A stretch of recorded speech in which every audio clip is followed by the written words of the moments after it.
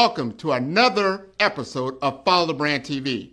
I am your host, Grant McGaugh, CEO of 5-Star BDM, a 5-star personal brand and business development company.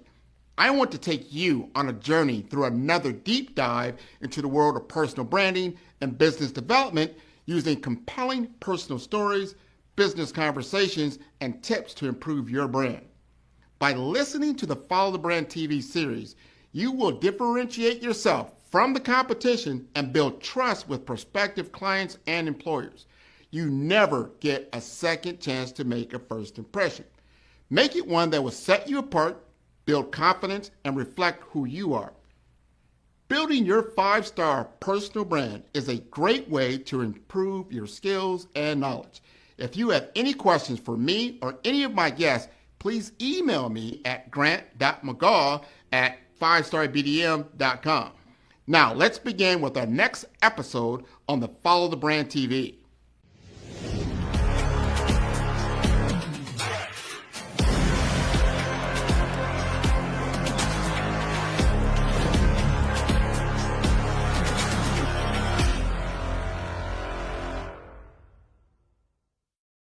Five-Star BDM, Brand Development Masters, is a professional consulting and advisory group keenly focused on business development services for the small to mid-sized business and entrepreneurs. Although every business is unique, they often share business development challenges that can be addressed through smart branding. Services include process improvement and operations, digital strategy and transformation, business intelligence, digital marketing, and personal branding. Our business and personal branding company has helped a number of professionals and organizations to optimize and grow. This results in more business, more opportunities, better reach, positive outcomes. Visit www.5starbdm.com today to learn more. Healthcare technology is a driving force with $265 billion in annual spending. Yet, 76% of clinicians report disruptions in their workflow. How can we bridge this gap effectively? Successful technology implementation hinges on merging clinical expertise with IT strategy. This synergy ensures that healthcare systems are both efficient and effective, minimizing disruptions and enhancing patient care. With 25 years in healthcare, Jody Long understands the power of strategic technology deployment. Our 3-tier implementation framework reduced documentation time by 30% and eliminated dangerous workarounds, highlighting the impact of thoughtful integration. Today's healthcare leaders face significant challenges, including cybersecurity risks, system integration, workflow optimization, and artificial intelligence implementation. Addressing these requires a blend of technical expertise and clinical understanding. We're committed to building pipelines for tomorrow's healthcare IT leaders, ensuring they are equipped to tackle these challenges and drive innovation in the industry. Join Jody Long this February at HIMSS South Florida's Women in IT event. Stream the full episode on 5-Star BDM. Don't miss this opportunity to learn from industry leaders. And that's what we have to start changing, is we can't expect somebody to be a subject matter expert in everything just so that they can get a leadership title. That's not what we're here to do, right? Like, some people are born leaders, they can become great leaders, and I think that we have to look at that and say, we can always teach them what we need them to know, but if they have a knack to be able to lead and get people to do things in very hard and difficult times, and they can create calm out of chaos, they're a leader.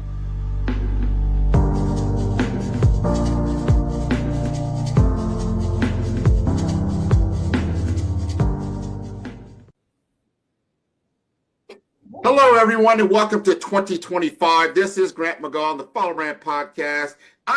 First of all, we have a native Floridian as one of our guests. You don't get that all the time. We're going to kick this year off the right way. She is a wonderful person. She has been in healthcare for a number of years, and she's very passionate around it.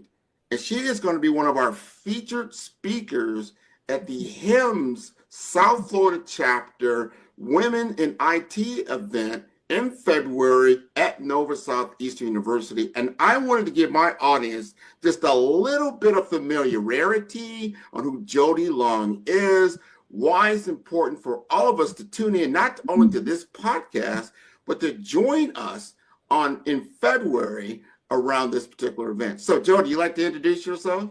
Sure, yeah, thanks, Grant. Hi, I'm Jody Long. I am from Florida, currently live in Orlando, Florida. Been in nursing since 1997, so I like to tell everybody I started when I was 10. But not really. But I have been in nursing since right out of high school. I really wanted to be part of that community. I have a blended family. We have 7 kids, my husband and I together. 2 cats and a dog, because you always have to fill up the house with everything else. And we are very blessed to have the opportunity to provide and be part of our community here as well in Orlando. Well, that's a story. I mean, when you say, that's a lot of individuals and people. As you are a caregiver, mm-hmm. I can see why you fit, that's a beautiful family. It's a beautiful family, right? So let's jump in. I want to talk to you. I mean, that's 1997 nursing. This is 2025 now. Mm-hmm. What is the most impactful changes that you have seen over that span of time? Wow. So I would have to say technology has been the most impactful. I started nursing when we were still writing on paper. I was a CNA, a certified nursing assistant, and I worked in a long-term care facility and then worked in a hospital as well as a CNA. And everything was on paper, right? I remember, when I was even a little bit younger than that, going into the hospital to visit my relatives where people are still smoking at the nurse's station, right?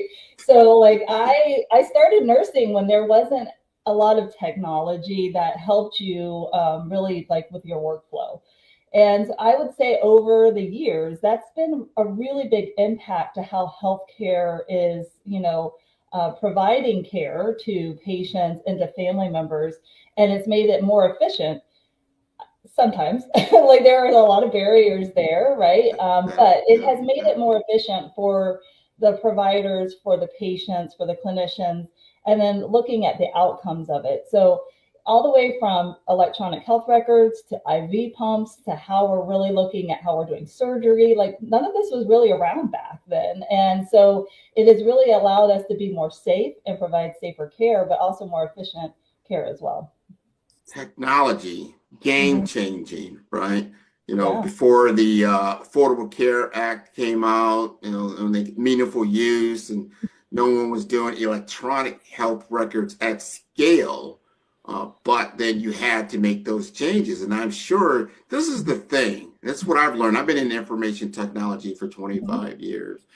And there's one thing to change, technological changes within a business. But when you're in a profession like healthcare, life-saving, seconds matter, disruption is not something that you want. So you have a fine-tuned process that you're going through when you're dealing with patients, especially critical care, urgent care, things of that nature. And then you bring in a technology solution. Now, we kind of talked about this a little bit even earlier, what tech is great when it works.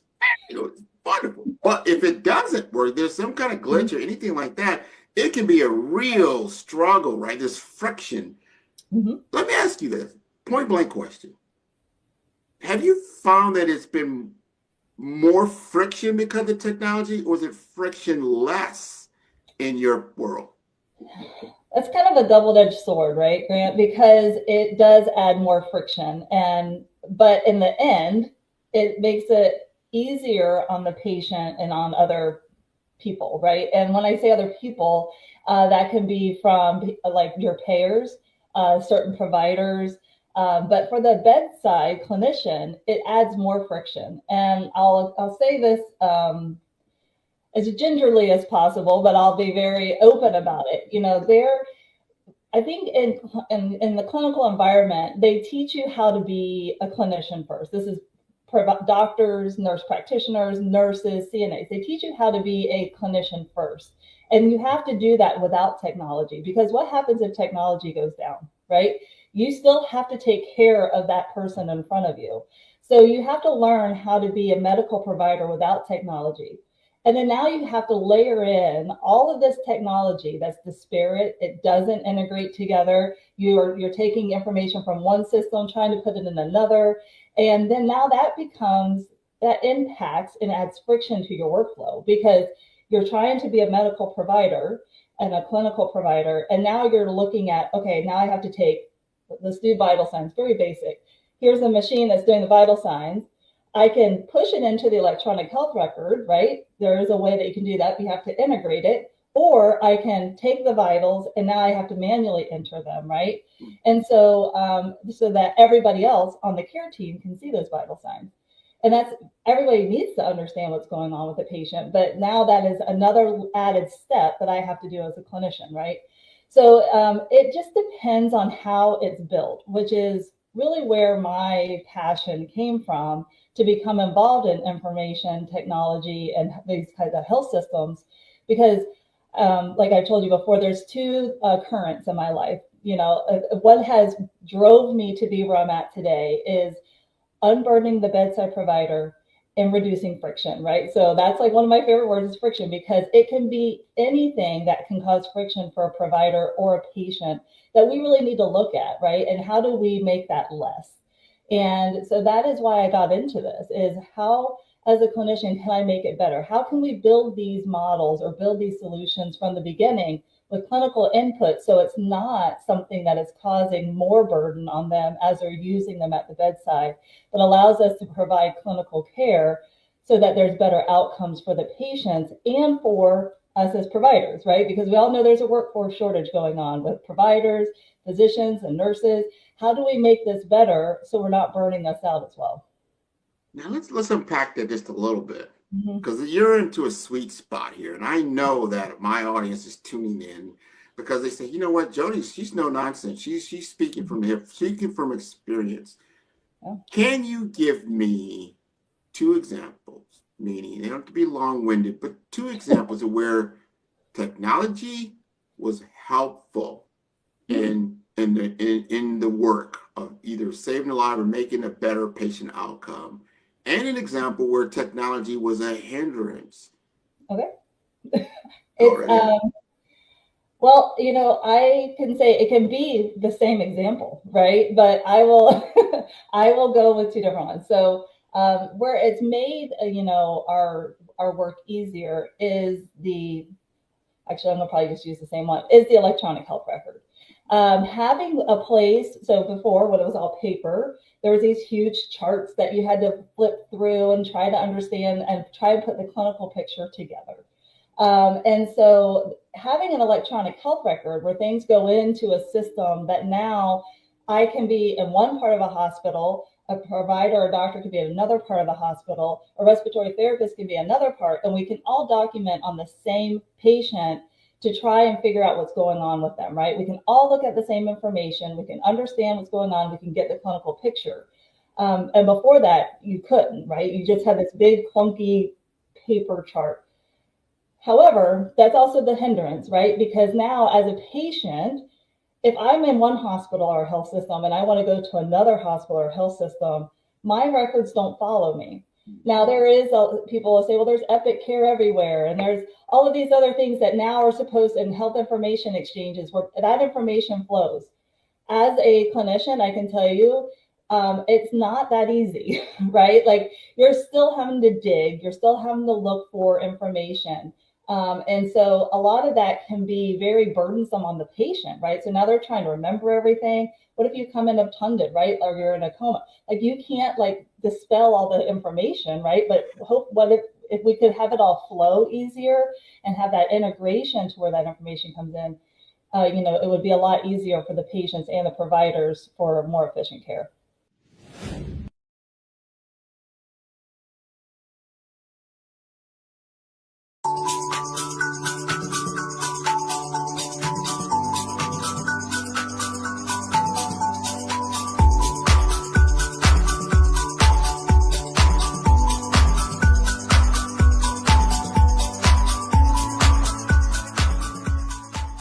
tend to operate more in the vein of what are we doing as an enterprise, as an organization around our goals and our strategy, taking that first, and then looking more broadly across that stack to say, okay, where do we have gaps in the technologies that exist today? But more importantly, where do we have gaps in what we seek to achieve where technology is not going to be as efficient or as adequate as is necessary to meet those targets?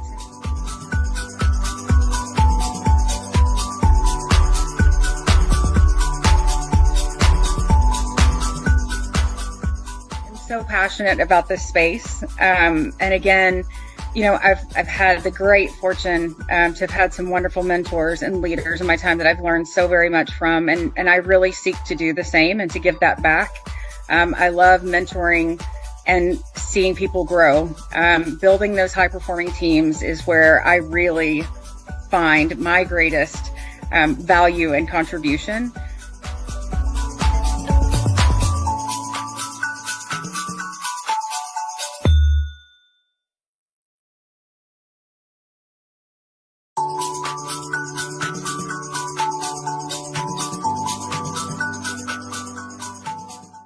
Well, look, I think mis and disinformation affects the whole industry, from the life sciences space, the med device space, the payer provider space. I think if we all tackle it together, there are ways to partner with life science companies, med tech companies, and patient advocacy groups, right?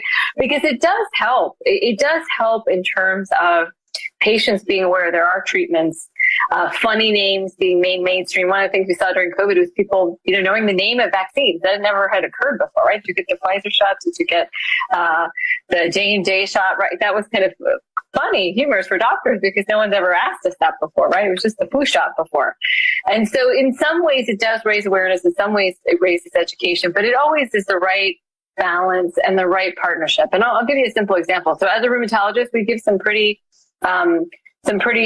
complicated biologics, and there are a lot of side effects. So when the commercials say, liver disease, renal disease, and they narrate it out, it's the truth.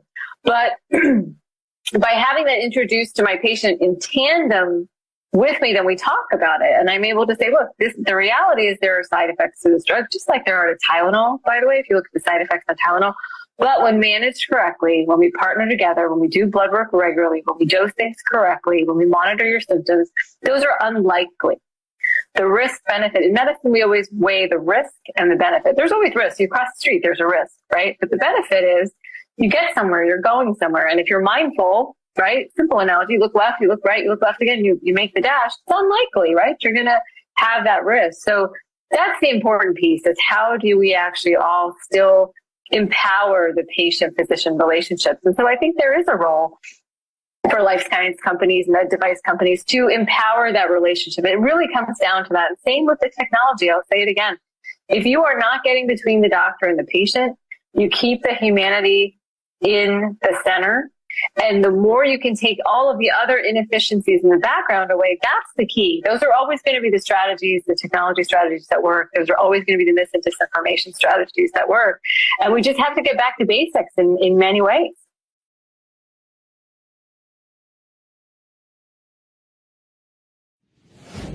Wow, great example. Great example of showing the good and the bad, things that we need to do to get better. Because again, technology is great when it works. Very good. I always look at it as two different windows when I'm looking at deploying a technology solution, meaning if you're looking to collapse the windows of time, you need to do something quicker.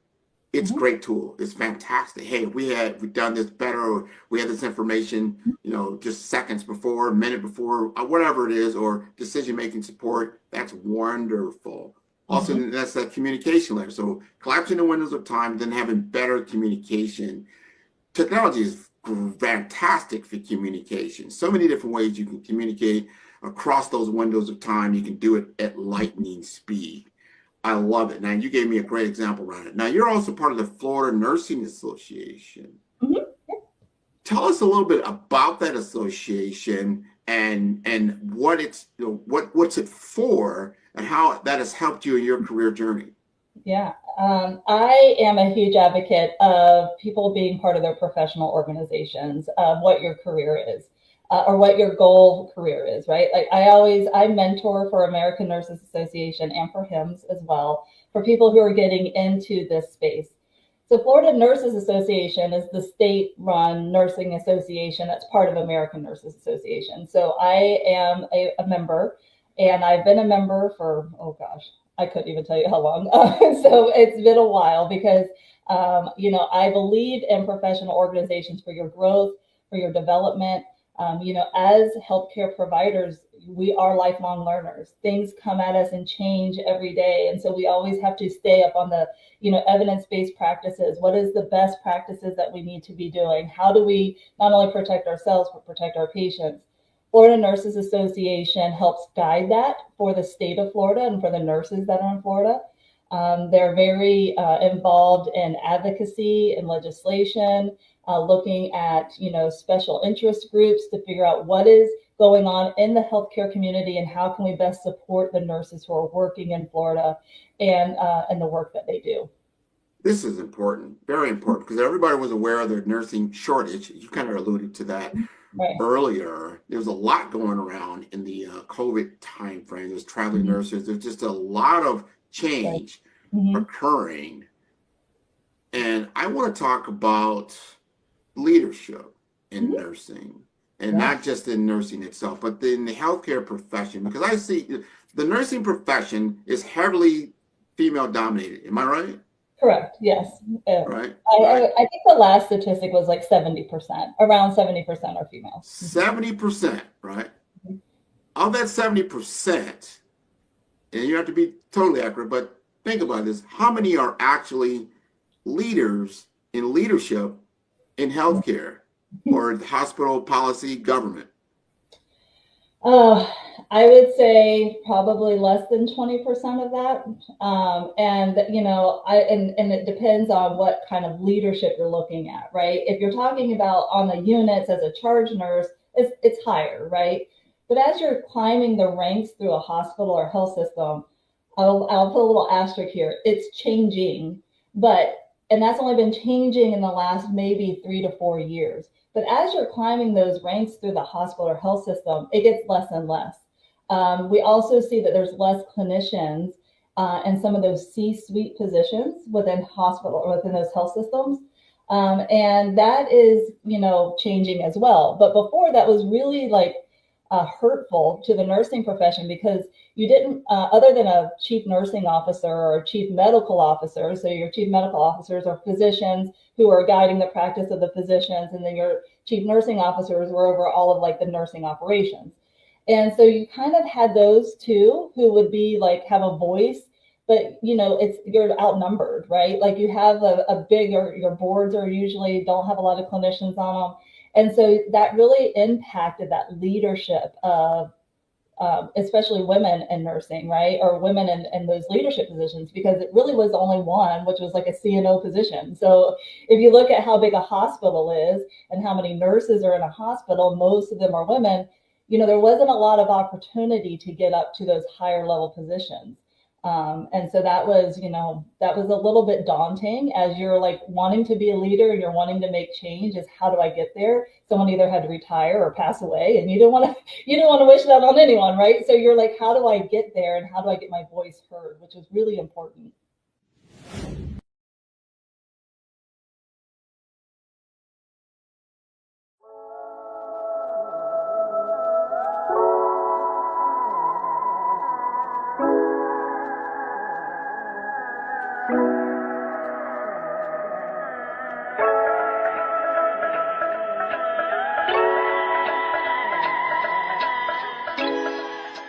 I'm a technology strategist, and what that means is I sit with businesses, I try to understand where they want to go, how they want to get there, and figure out how we use technology to get the business there. So my role is actually very simple. It sounds complicated, but it's very simple.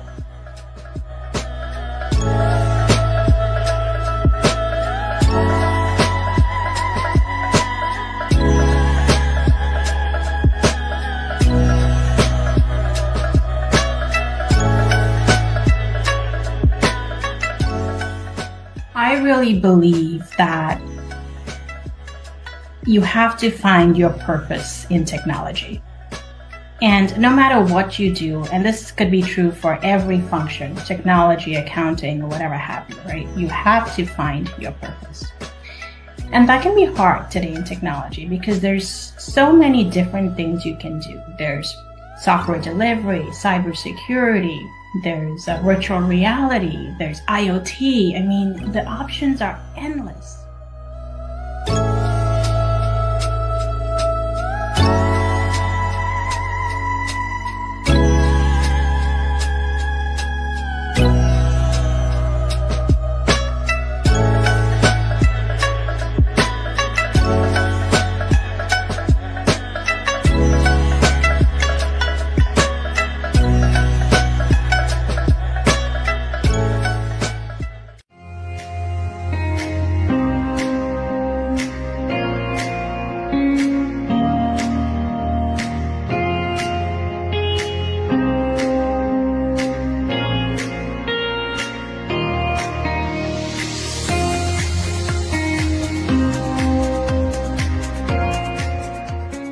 I'm Dr. Kimberly Long. I am the current Chief Executive Officer for the Association of California Nurse Leaders and a nurse of 37 years.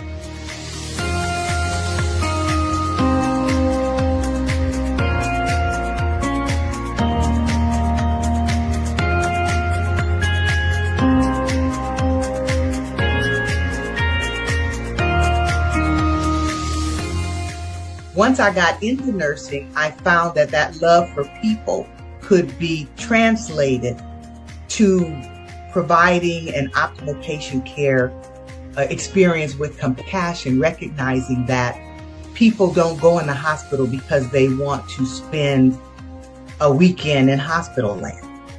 They go there because something catastrophic has happened to them.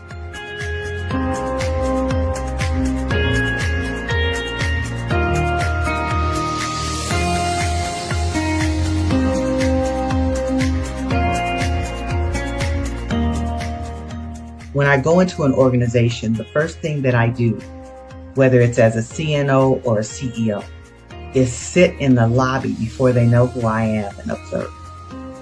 Because I want to see what that organization is really about. How do people engage with one another? Do they talk to each other? Do they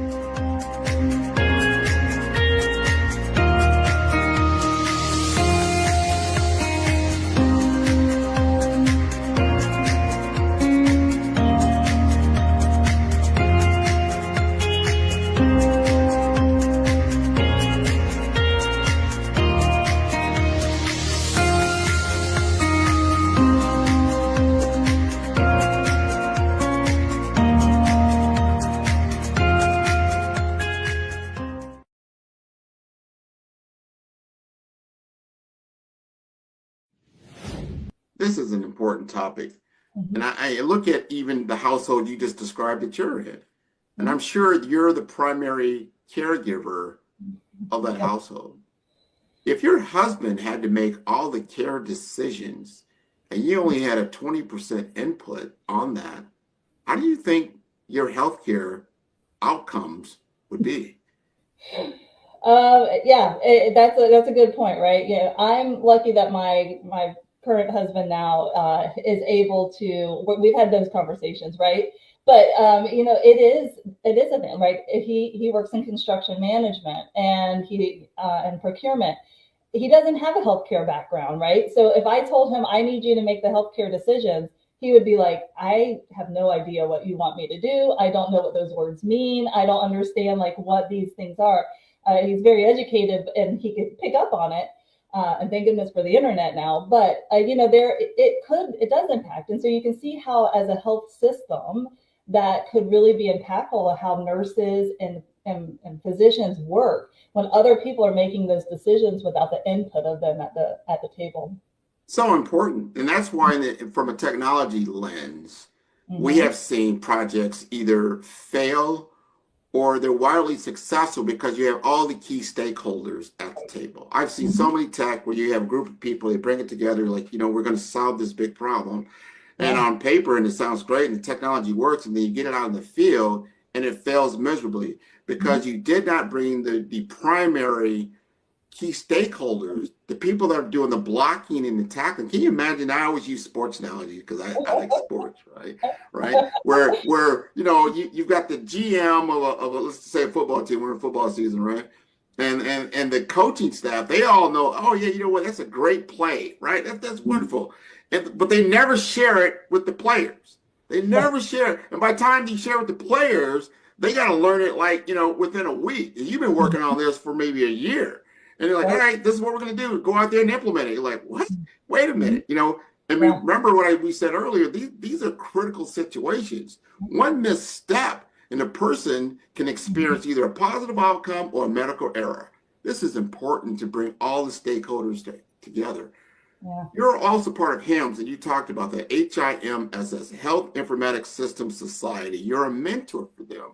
You understand not only the clinical view, but the technical view. Mm-hmm.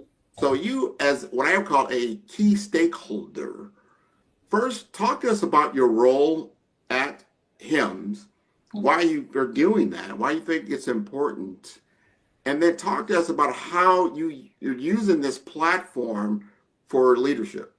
Sure. So HIMSS is important to me because it allows me. So I have my nursing informatics degree so that I could understand technology better. When I first got that degree, I was like, where's that professional organization, right? So there's ANNI, which is American Nursing Informatics Association. But I really wanted a bigger reach. I wanted to be able to understand how it all works together. So I found HIMSS when I was working at an EHR company, and they sent me to that organization. And I fell in love with the ideas of how they all want to work together. I know you've probably been to some of their conferences, right? Like that floor is insane to be able to walk through and see what's going on, but then be able to ask those very hard questions to them of like, okay, so how was this created? Who was at the table? How does it now talk to, from a hospital to a post-acute system, right? Because, not all patients go home. They go to some post-acute care. And then you can really start to understand where this comes from and how it impacts.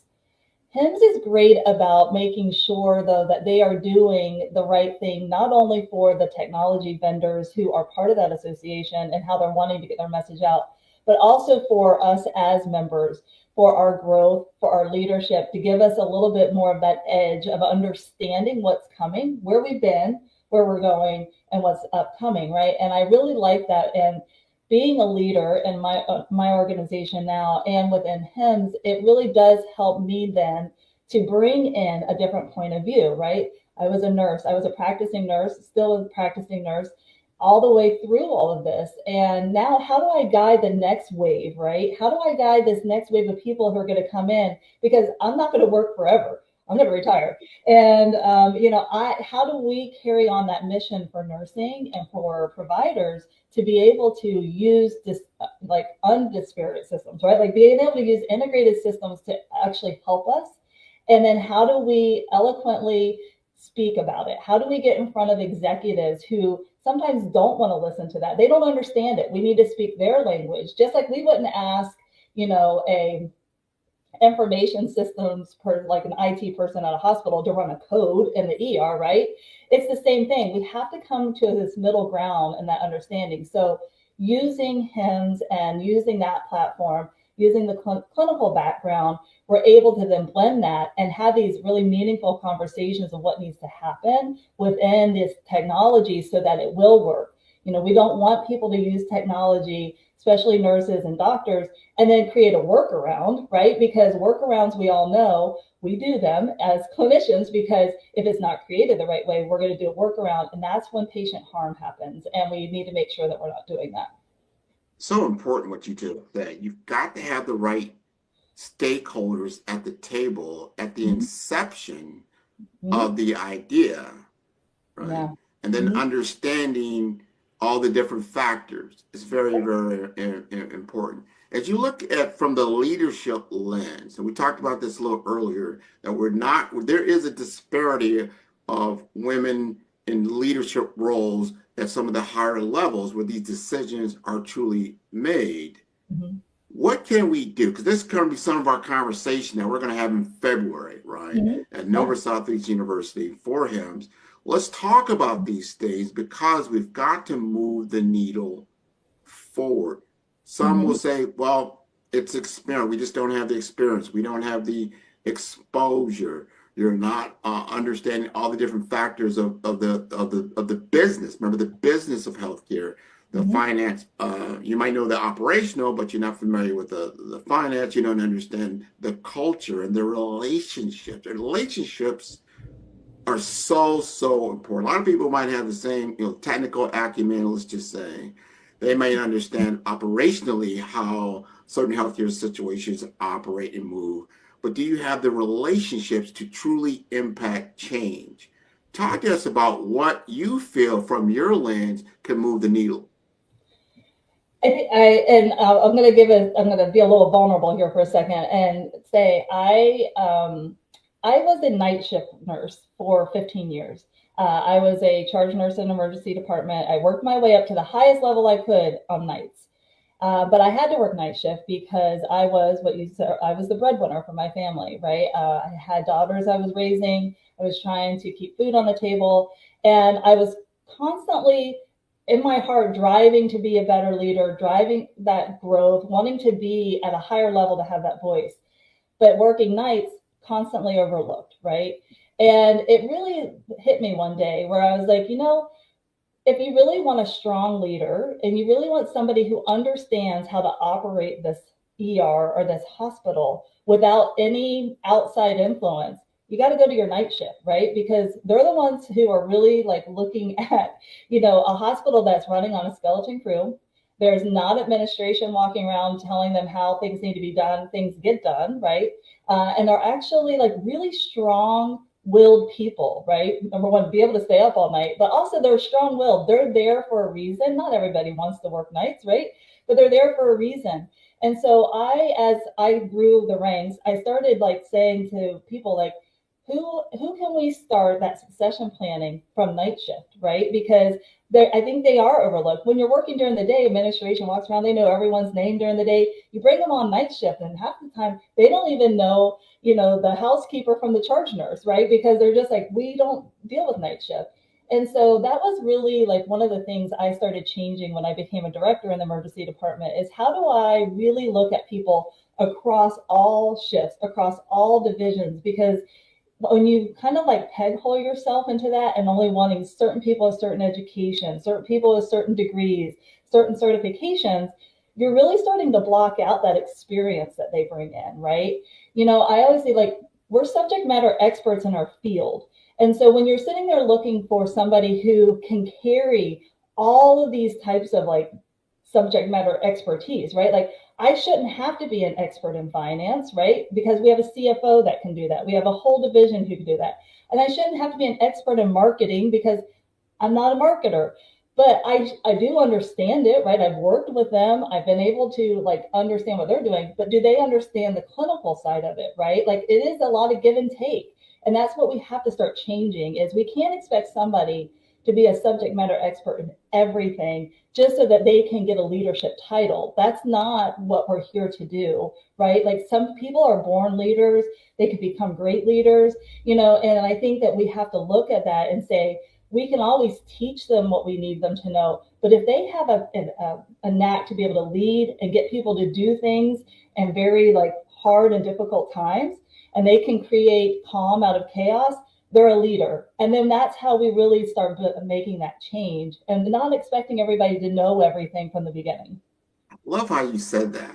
Not letting those things become a barrier. Let's widen the lens, especially today when there is such a workforce shortage. You can't afford to only look at half the team that's out there, right? You got to look at all of them and understand their capabilities. And as you said, who can we teach to actually expand their role? Because they got to get better. And there's always a succession, as you just stated. We're not always going to be here. We're all moving on, right? So who are we teaching? How do we get the bench filled? You're a mentor, at him because you're helping. Like, hey, I understand there's someone out there that's getting into this profession that you can only get so much from what you call book knowledge. Right. When you hit the floor, as you said, you hit the floor. You're like, give me that book. You throw it on the floor like that. That's not going to get it done. You have a general idea is what you have, but you don't have a skill set. And that comes from experience. It comes from exposure and expanding your reach. I want you to talk to us like why you want to be a part of this Women in IT event that we're going to have in February, and who do you think should be there, and what do you think they're going to get out of this?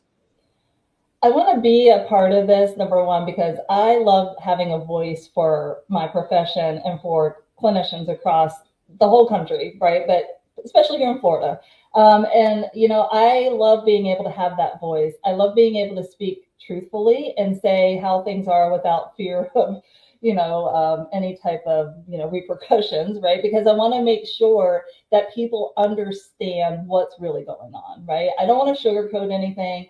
And I want people to be able to hear that story. And I want people to be able to say and walk away and be like, you know what?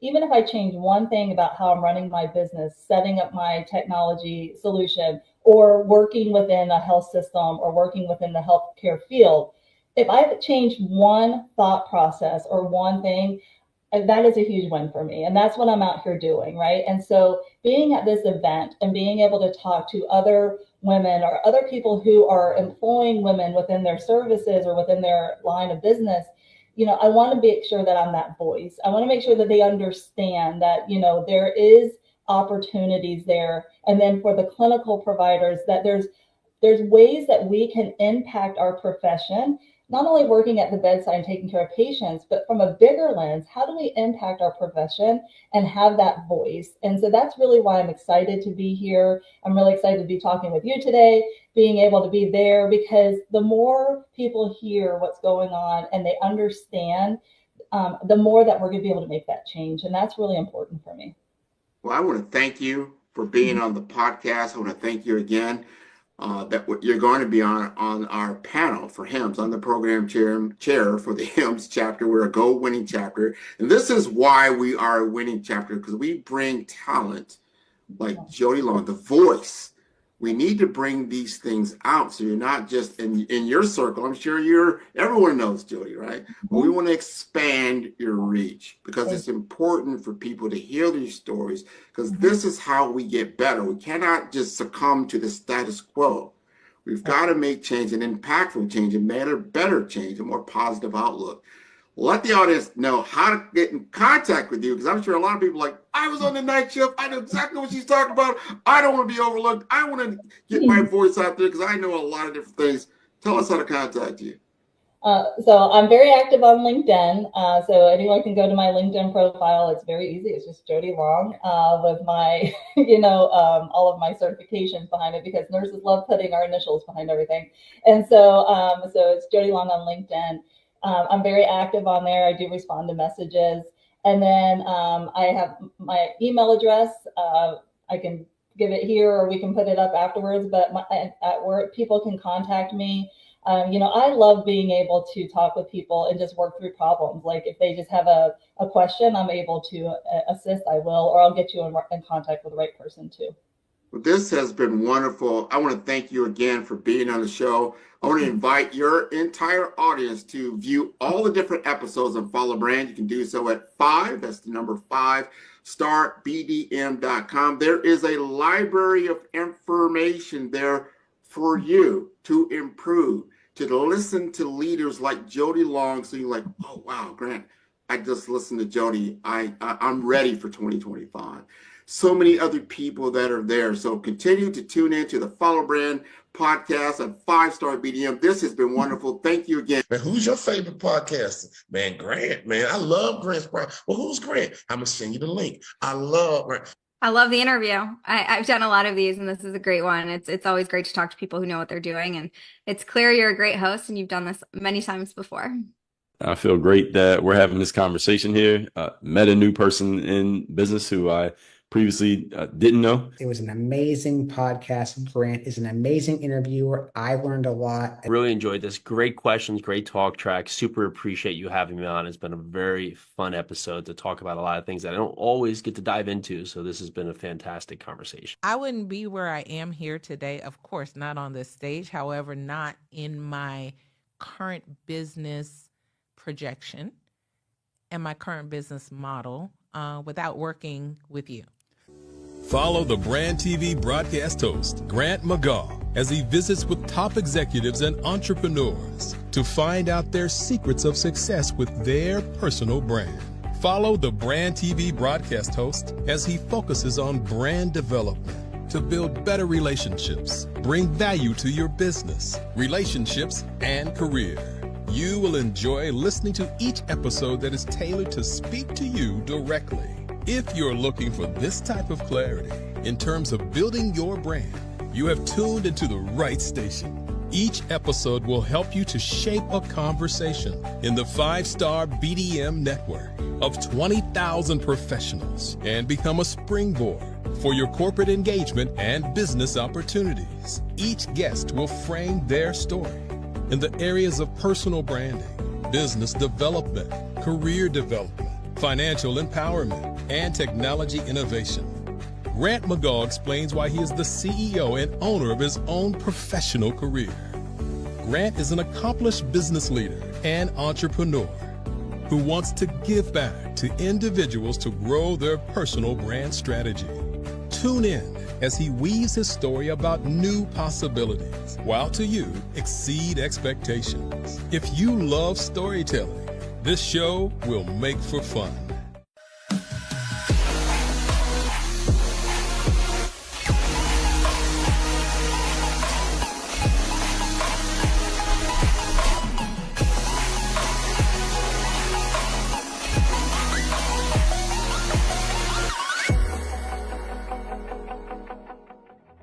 The Black Business Expo's mission is to raise funds for high school seniors going to college or K through 12 entrepreneurs. This expo is a fundraiser for students. Please, you may go to www.blackbusinessexpousa.com to donate to the scholarship fund or use the Cash App at $BBXUSA. Our goal is to give laptops and up to $5,000 to 10 students. Students can register online at www.blackbusinessexpousa.com. Every dollar counts. Please donate to the Black Business Expo USA Scholarship Fund.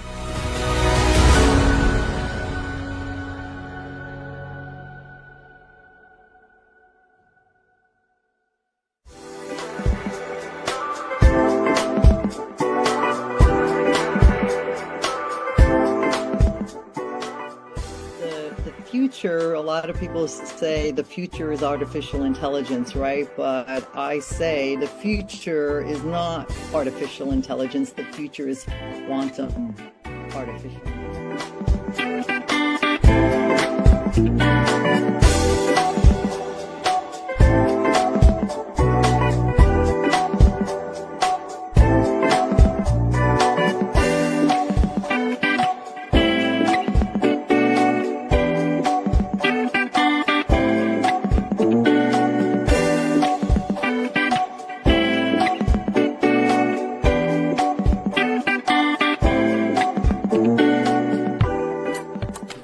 Immuno-oncologist by training, turned futurist, and now working in the venture capital area.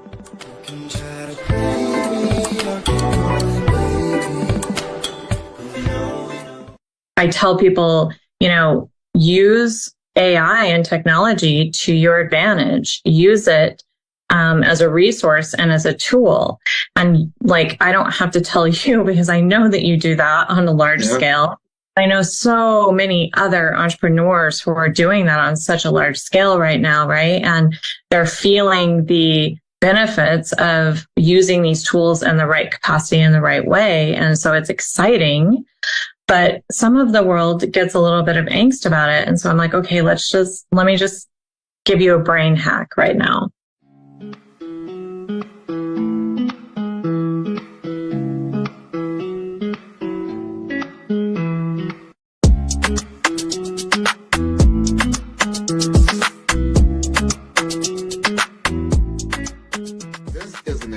exciting time to be in digital marketing with the advent, the explosion of generative AI chatbots. They're better known as ChatGPT. There's Bard, there's Claude, there's all kinds of this new one came out called Gemini. There's so many different tools that really what it comes down to is that it's made my business more precise. I can do things more quicker, I would say, and to elevate my brand messaging to a level that allows me to be as creative as possible.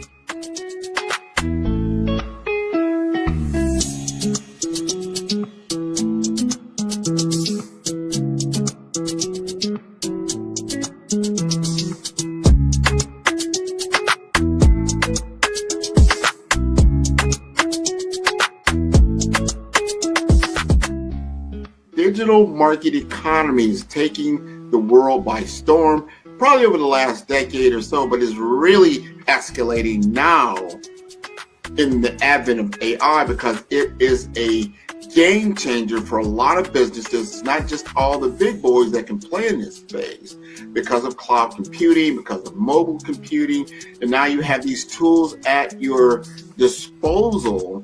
You've got a laptop, you've got a computer, you can now digitize yourself to a level and get your message out there, and that equates to business.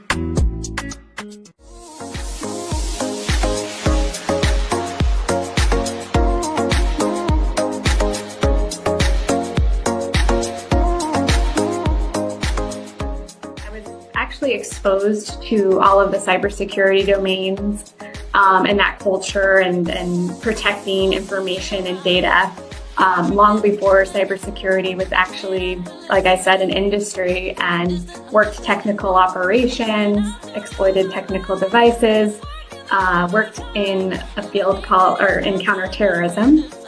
And then I did that for about a decade and decided I was tired of that life.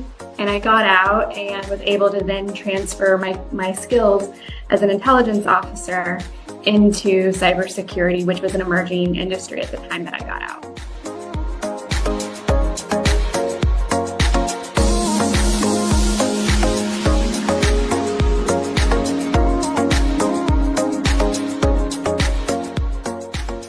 Bridging the gap for that divide that's there by providing the pathways in cybersecurity and education. Like, we are very focused on programming and the type of educational outreach that we can provide to our women so that they're educated and they know the industry that they're getting into.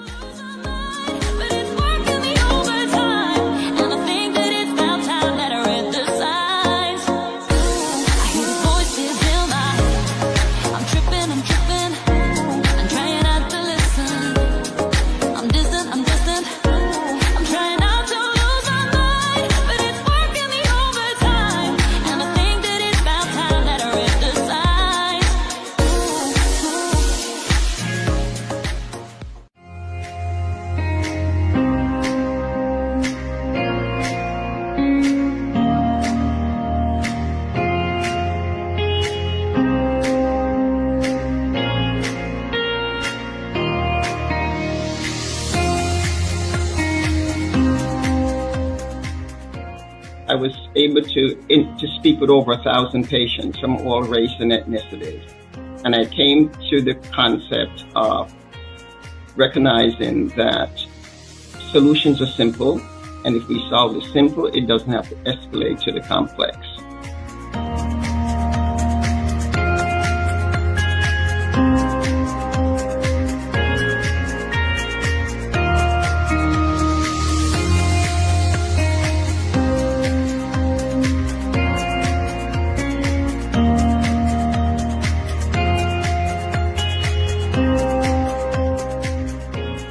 after hearing the presentation of Dr. Beverly, will it change the way you engage patients? And 90+% said yes.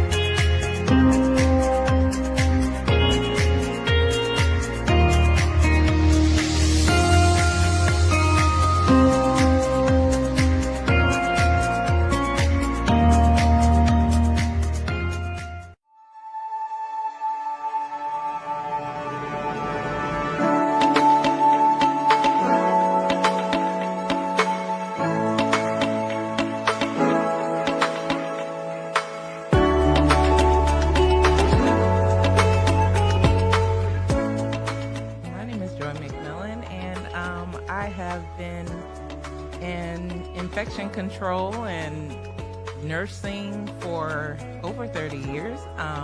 It is truly my passion. I love being able to see people who are in need go into a facility and get quality care, have quality outcomes, and don't leave with anything they didn't come in with.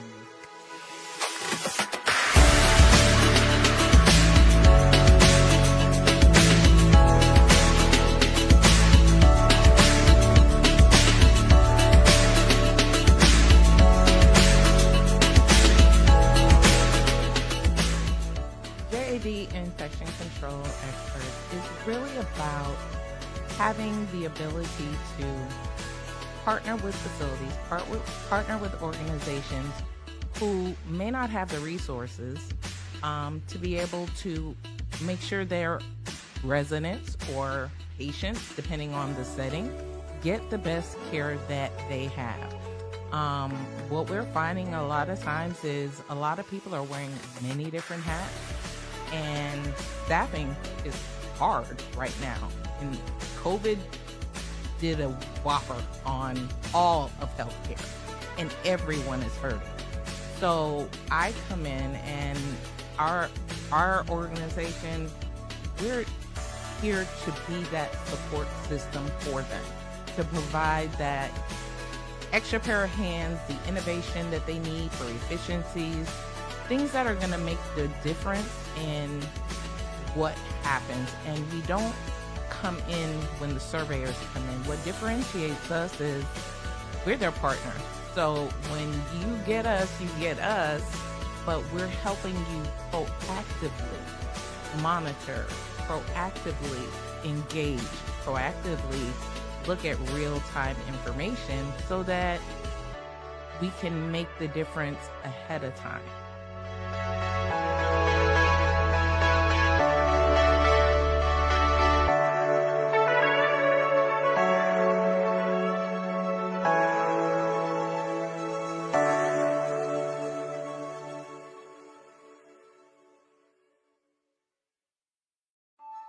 Grant McGaugh, CEO of 5-Star BDM, is turning heads in the healthcare and information technology sectors with his groundbreaking approach to personal branding and business development. By challenging conventional strategies, he's setting a new standard for how executives present themselves and their businesses to the world. McGaugh's expertise isn't just about standing out. It's about strategic guidance, generating leads, and building networks that propel executives beyond their competition. His focus on authenticity allows leaders to leverage their unique stories, driving exponential growth and success in their industries. Beyond branding, McGaugh is a fervent advocate for diversity, equity, and inclusion in the workplace. He's committed to helping organizations cultivate environments where innovation and collaboration thrive through inclusive cultures. And for those eager to dive deeper, McGaugh hosts the Follow the Brand podcast. Here, he unpacks the intricacies of personal branding and business growth, offering valuable insights for professionals eager to redefine their identities and share their narratives with the world.